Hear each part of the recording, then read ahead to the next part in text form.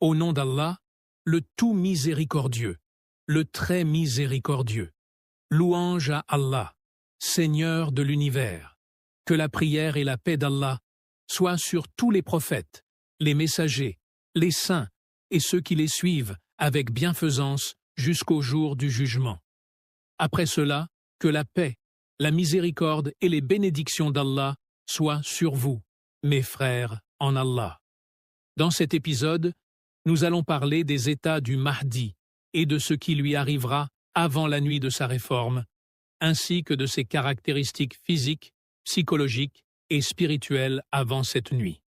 Tout cela changera complètement après la nuit de sa réforme et l'ascension spirituelle qui lui arrivera. Ainsi, un changement radical se produira pour le Mahdi après cette nuit. Avant cela, sa véritable nature est cachée et inconnue de tout le monde. Personne ne sait que cet homme est celui qui porte cette grande mission. Il vivra comme une personne ordinaire parmi les gens, inconnu et sans importance aux yeux des autres, car il subira de nombreuses épreuves selon sa capacité à les endurer. Il aura également une part des épreuves des prophètes et des messagers.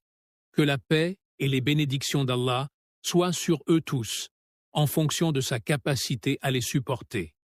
Ainsi, avant la nuit de sa réforme, il traversera une longue période remplie d'épreuves et de tests intenses.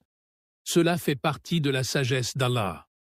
Premièrement, c'est un processus de purification pour débarrasser son âme de toutes impuretés et des taches noires qui pourraient obscurcir son cœur, afin que son cœur devienne pur et limpide.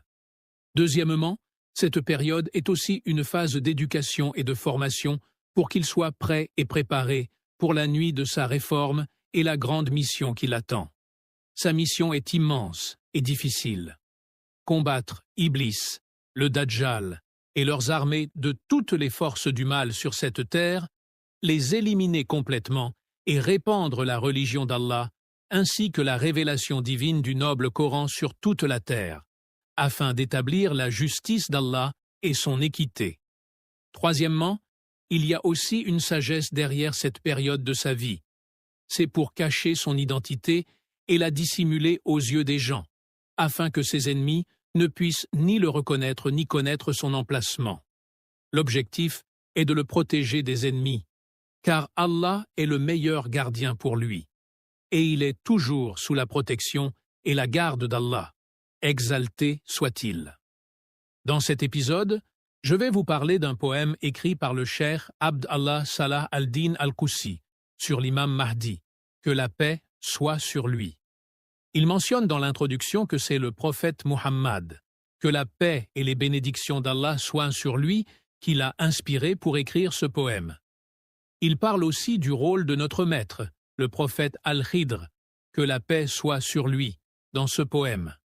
Ce poème n'est pas seulement un verset ou un chant, mais une description des états qu'il a été ordonné de rédiger et d'enregistrer, dans l'espoir qu'il puisse servir de témoin utile pour ceux que cela concerne à l'avenir.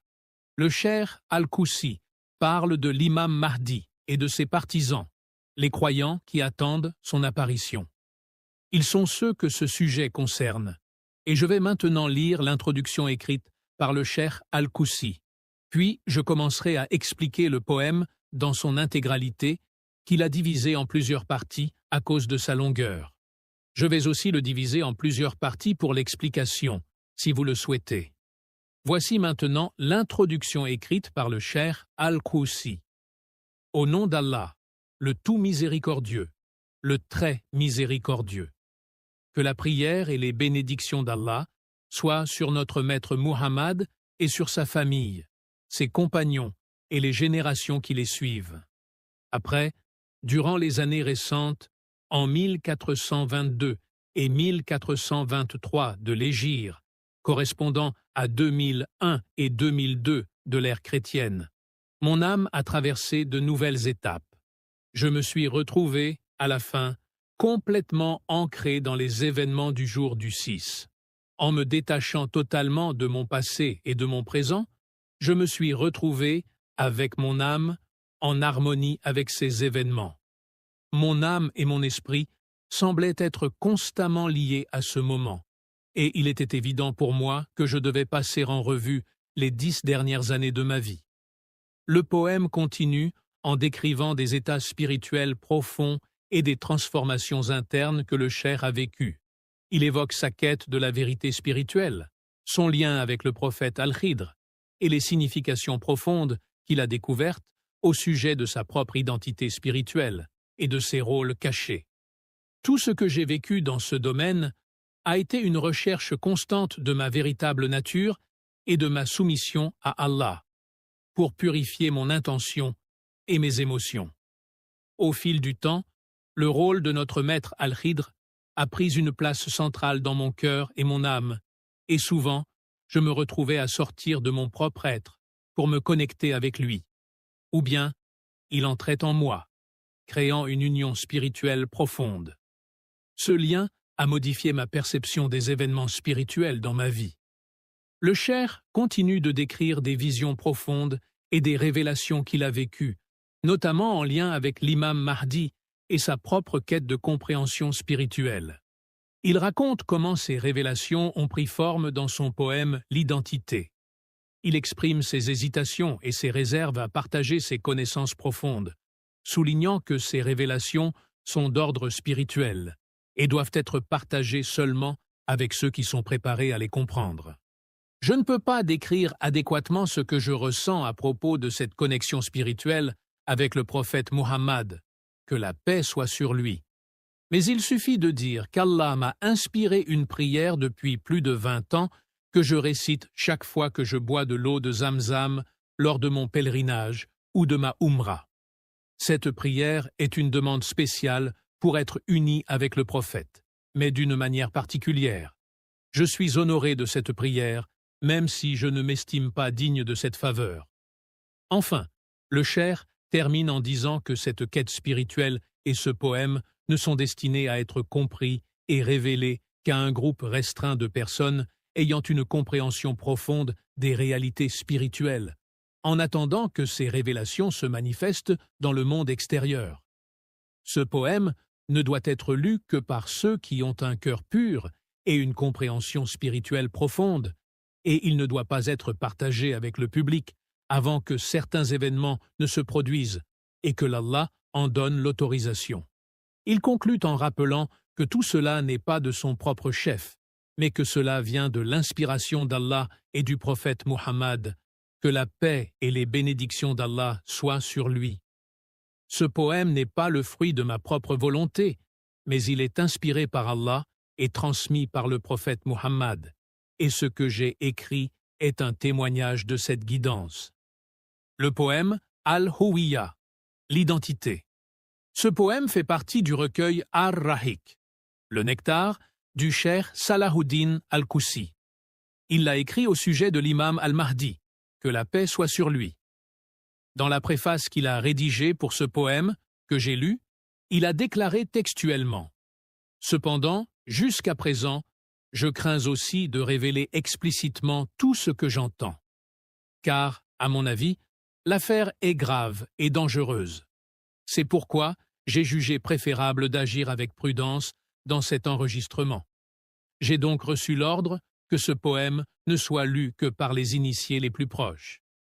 Ici, le cheikh dit « J'ai reçu l'ordre », ce qui signifie qu'un ordre lui a été donné pour que ce poème ne soit lu que par un groupe restreint de personnes choisies par Allah. Puis, il continue en disant « Je ne pense pas que ce poème soit approprié pour être écouté ou diffusé, sauf si certaines de ses prédictions commencent à se réaliser et qu'Allah lui permet d'apparaître. » Cela signifie que le cheikh annonce que des événements et des réalités mentionnées dans ce poème se concrétiseront à l'avenir, si Allah le permet. Ensuite, il poursuit en disant que ce poème concerne le moment où apparaîtra l'imam al-Mahdi, que la paix soit sur lui. Passons maintenant à l'explication du poème. Le cheikh al-Koussi commence son poème par ces vers. « Au nom d'Allah, celui qui a créé toutes les créatures en un écrit. » Ici, il invoque Allah par son nom, Al-Bari, le Créateur, celui qui façonne les êtres. Il affirme que tout ce qui concerne les créatures a été inscrit par Allah dans Al-Law al-Mahfoud, la table préservée, avec sa science éternelle, bien avant leur création. Puis il poursuit la parole d'Allah, la création d'Allah, puis son décret s'exécute. Cela signifie que la parole d'Allah est inscrite depuis l'éternité, avant même la création des êtres. Tout a été prédestiné et écrit dans la table préservée avant même d'exister. Ensuite, il dit « puis son décret s'exécute ». Ce qui veut dire que ce qui est écrit dans la table préservée s'accomplit par la volonté et le décret d'Allah, faisant ainsi passer la création du néant à l'existence.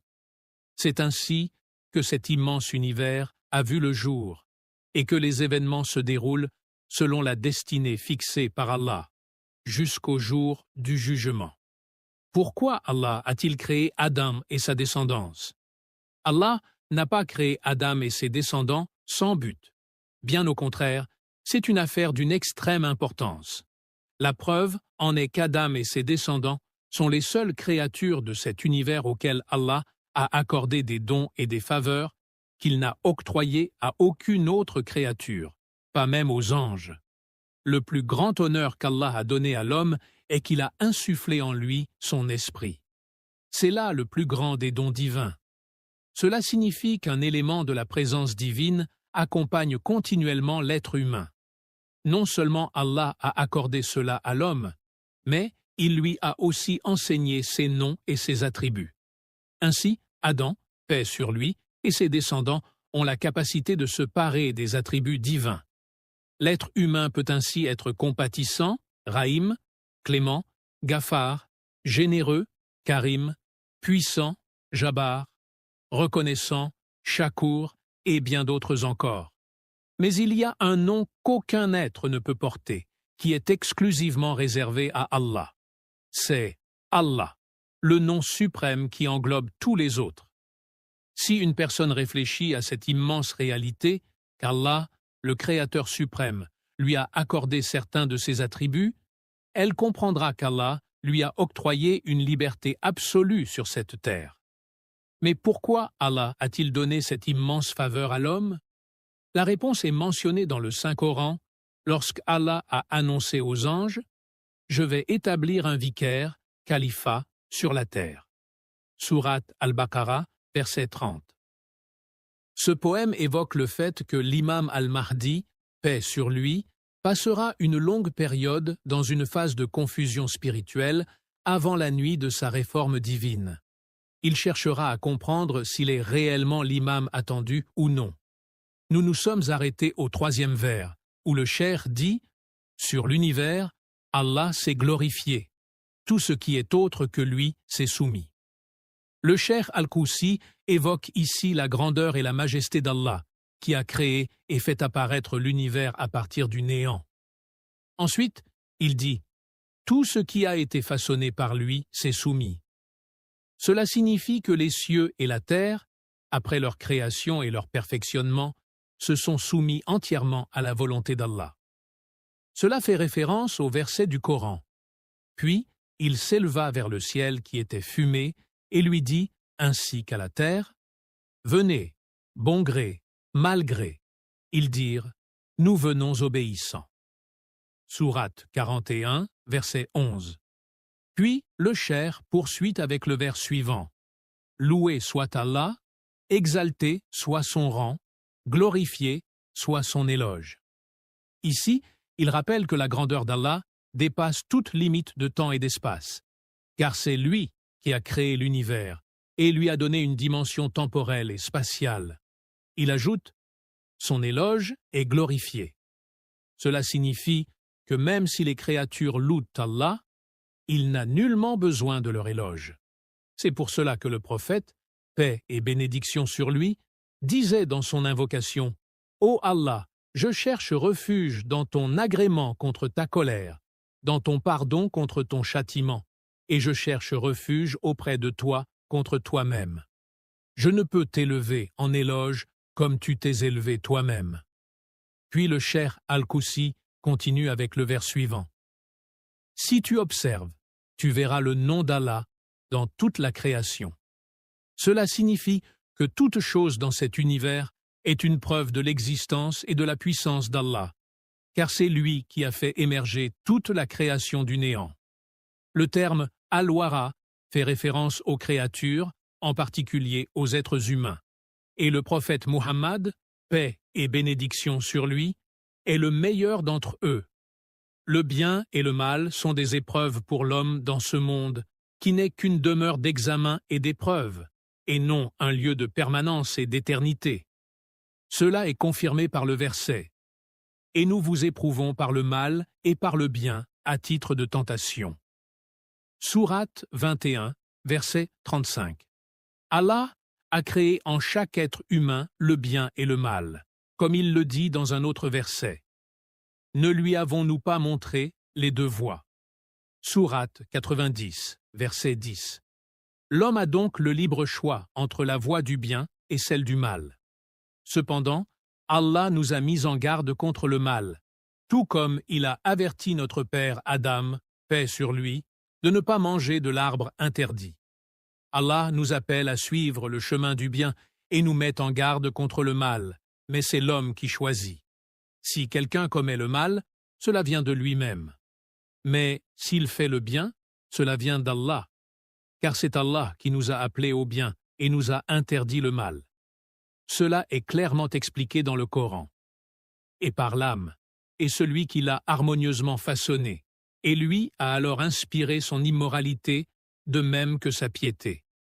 A réussi, certes, celui qui la purifie, et est perdu, certes, celui qui la corrompt. Sourate 91, versets 7 à 10. Ainsi, l'être humain a le libre choix. S'il purifie son âme et l'oriente vers le bien, il s'élèvera et se rapprochera d'Allah. S'il la corrompt en suivant le mal, il sombrera dans les ténèbres et s'éloignera d'Allah pour se rapprocher du diable et du châtiment. Le cheikh Al-Koussi conclut avec le mot « fikra », réfléchis bien, nous rappelant l'importance de méditer sur cette réalité et de choisir le bon chemin.